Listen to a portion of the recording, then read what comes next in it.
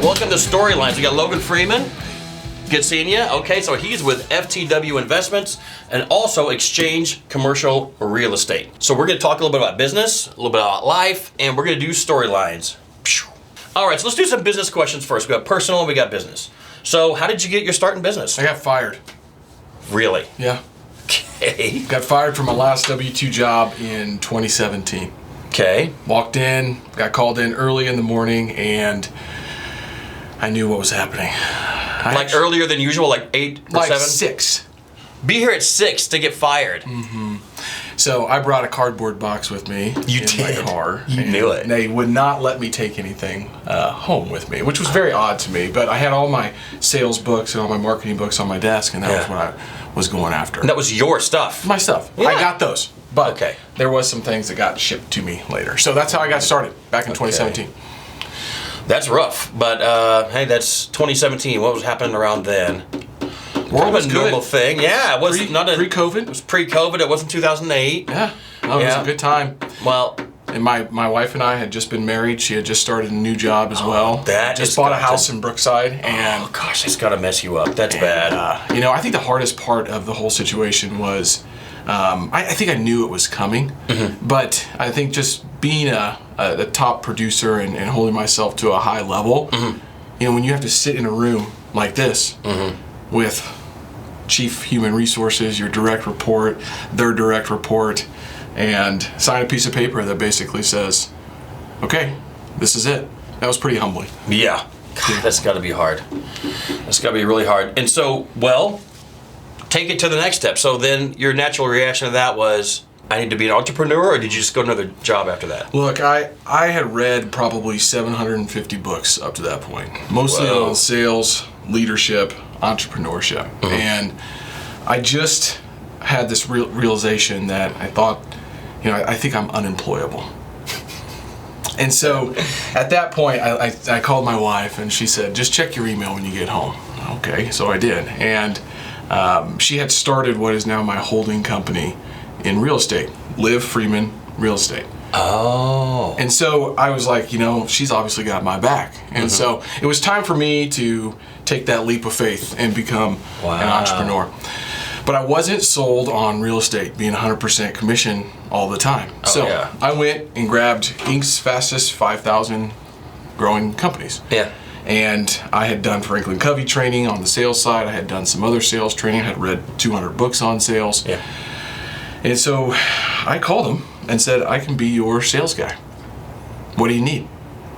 So I started training people on CRM systems. I started making cold calls, flying to Orlando, Florida, pitching their products at these conferences that I had never been to. Wow. Same time, good buddy of mine, I had done some house flipping in Westport, says, hey, I landed a $50 million fund in real estate, but my head of acquisitions just left. Do you want to start? And I said, well, why not? I don't have any kids. Let's do this. Yeah. So I've got 3 full-time sales consulting clients, and then I pick up a job as a head of acquisitions. That means going around and finding properties. That's right. That's a lot of work. So 6 months in, I had averaged doing about 12 houses per month. And I also had a 40-hour gig doing sales consulting. But managed to get your wife to stay with you. Yeah, and she goes, look, one of her top talents is being strategic. Mine is more like just bulldozing through things, right? So she said, all you do is complain about this consulting, and all you do is talk about real estate. So 6 months later, I'm done with the consulting side, and I start to chart my path in the real estate industry. Cool. Yeah. Well, it sounds like it energizes you. Yeah. And that's awesome. Definitely. That's my next question. So what are your favorite parts of what you do that energizes you? Yeah, I have found in life and in business, when you are pushing something away and saying, that's not me, that's not my identity, but I'm really good at it, that's something you need to step into. And let me give you an example. So, sophomore in college, I'm a brand new guy on the football field, and people started to follow me, and I became the youngest captain at Central Missouri football team in history. So I was a captain, I think, for 3 seasons at Central Missouri. I didn't really want that title. It was just something. In Springfield? It was just in Warrensburg. Okay. And so, same thing happened in business. Was like, people started to gravitate towards me and look at me as someone that they wanted to follow. But I said, I don't want to coach. That's not something I want to do. Yeah. You know, even previous to my other job, I was a franchise consultant with Jimmy John's. Youngest franchise consultant they ever hired. I had 25 stores that I was kind of overseeing, right? Well, I was coaching people. And so I have taken that and really developed a good program for leadership development and taking someone who might be stuck in their own glass box, right? Their glass box, breaking that box open and saying, you can actually go achieve a whole lot more. And here's how. Cool. And so each individual that I work with now, it's not just about what are we doing in the real estate. I'm looking at their schedule. I'm looking at what they're doing on the weekends. You know, I'm trying to help them optimize for their life, not just business. And so that's what really fuels me up is I've got 7, 8, 9 direct reports now that I'm working with on a regular basis to try to help them live as the best versions of themselves. Yeah. And that's really exciting for me. And that pumps you up. You can see another person growing and like leadership coaching. Exactly. Cool. And you know what? But is a Zig Ziglar, if you help as many, the more people you can help get how does it go, Jim? So Zig says, you'll get everything in life that you want as long as you help enough other people. Yeah, that's beautiful. Yeah, and I listened to Zig Ziglar on CD-ROMs as I was finishing my master's program, driving from Warrensburg to Sweet Springs to make 265 cold calls per day. Shoot. Had it done by noon, would just read, bodybuilding.com or whatever I was reading, in the meantime. And I listened to Tony Robbins, Zig Ziglar, Brian Tracy, all these different. I like Brian Tracy too. All these different guys. He's got a little hate from the internet lately, but I like him. Is he still around? Poor guy. He made these newer videos, and he just doesn't present well anymore. Yeah, well, he's got to be 90. He's been there. Plus. Yeah, he's like 90, I bet. Yeah. But his Change Your Thinking, Change Your Life book. Yeah, that's good. I gotta say, man, I ate that up. Yeah. So do you have any new initiatives that you're working on right now? You know what? Look, commercial real estate's been tough for the last 18 to 24 months. I mean, transactions have dropped off the cliff. I mean, it's been really hard. Prior to that, it was really good.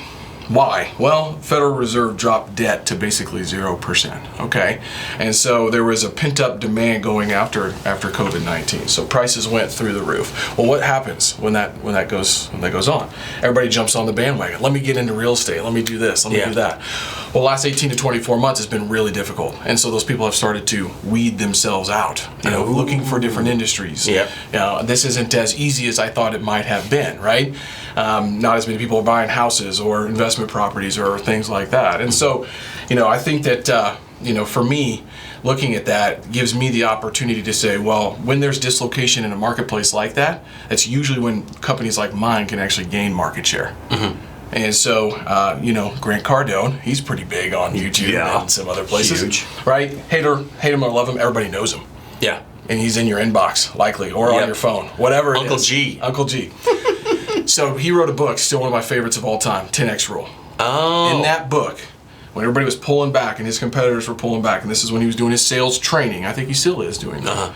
But he went out and he gained market share during these periods of time. So everyone else was getting scared, running scared, Exactly. and he plowed forward to gain market share of relationships. 100%. While you can. 100%. So what I'm trying to do, and I told you this before, is build a little bit of an army to get ahead of the next wave of transactions, which I believe is coming in the next year or so. Yeah. And so I'm just putting myself around good people. Nice. Trying to train them up and get them ready to be able to go execute.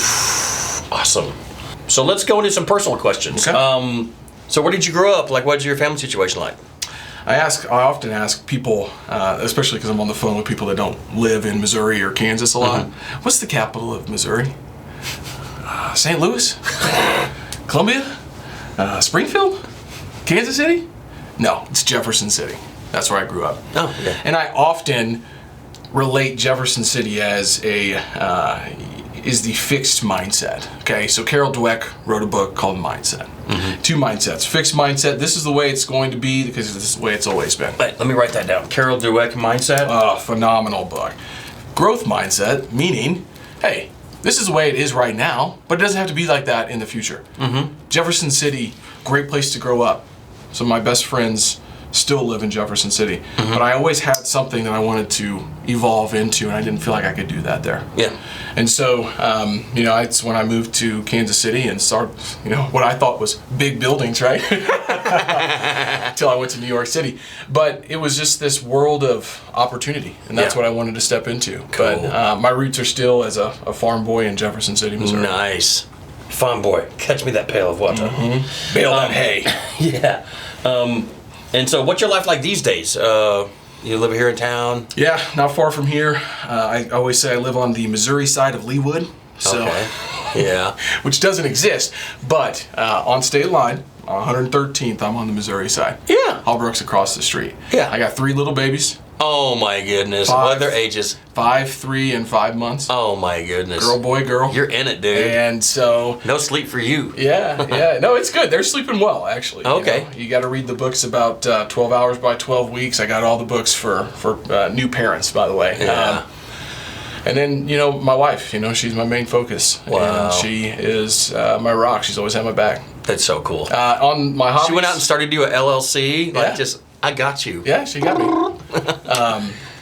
And then, in the meantime, I try to go hit the little white ball around every once in a while. And try to play a little bit of golf. Not so good, but that's what keeps you coming back. I make peace with the golf game, right? Yeah, exactly. I'm going to go play like 2 times in the next 2 weeks, and I'm not going to be... I need to play like twice a week. And I think It's I can get hard for better. Competitors, though. It really is. Yeah, I know. It's really tough. Yeah. I think the saving grace is to keep your cool and not throw your clubs. And if you're having a bad, just pick up and go with a guy. Don't slow everybody down, and just keep those 4 putts away. Look, it's like life, though. It's a metaphor of life, golf is, I think. Yeah. It's because the more you practice, the better you get. Yeah. It's you against that little white ball. Yeah. Really nothing else. And how many more times, as an entrepreneur, are you sitting in a room in front of your computer screen, just you and your thoughts and that computer screen? What do I do next? What do I need to do? Yep. Am I good enough? All those things kind of keep flooding in. And so golf, to me, is like an extension of business because as I'm getting better in business, I can get better on the golf game. You know, and so try to just relate that, and that's what I try to sell my wife on, so she allows me to go get better. Yeah. Honey, when the success increases, this increases. Oh, it comes back. Still working on that.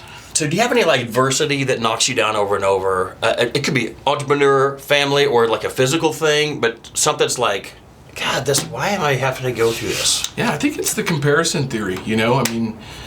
As an entrepreneur, especially in the commercial real estate space, with Instagram and LinkedIn and all the different social medias, it's really easy to get caught up with, wow, that person seems to be doing really well.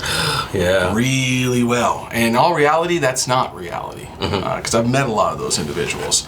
And so I think that's the hardest part is, Dan Sullivan wrote The Gap in the Game.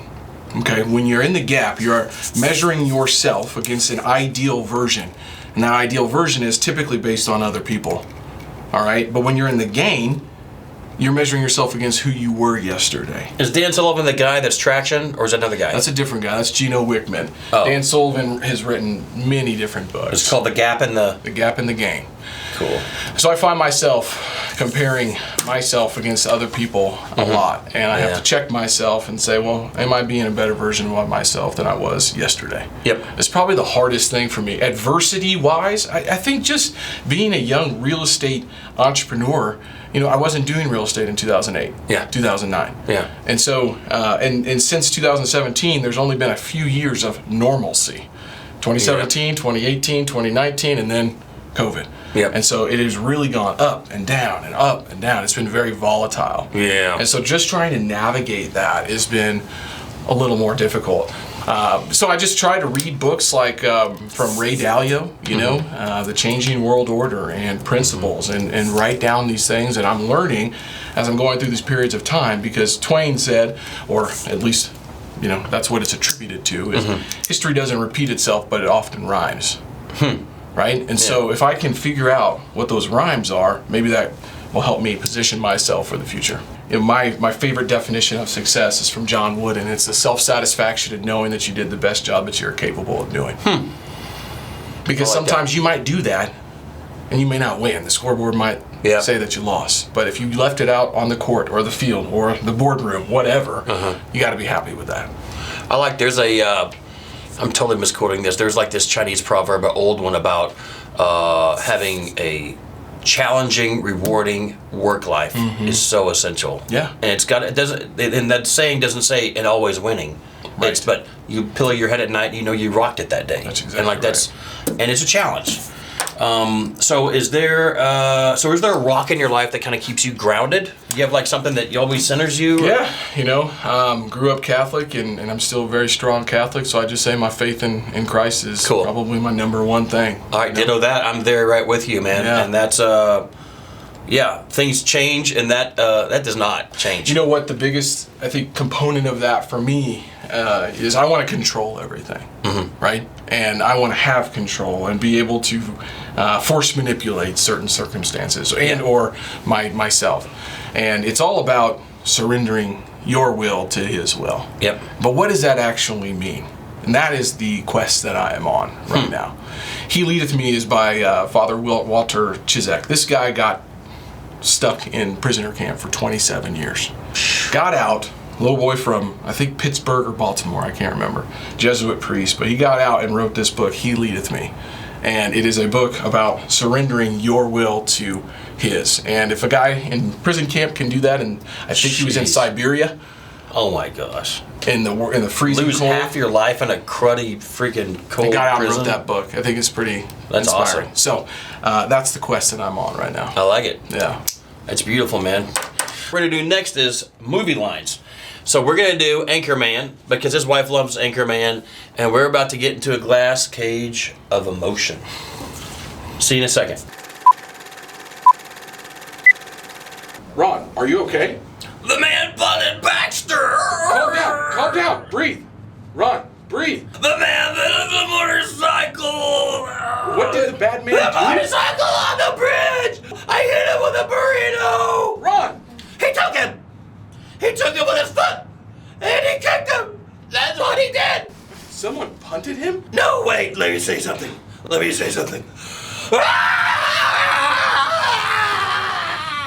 What? I didn't understand one word you said. Ron, are you okay? Ron, where are you? I'm in a glass case of emotion. That's perfect.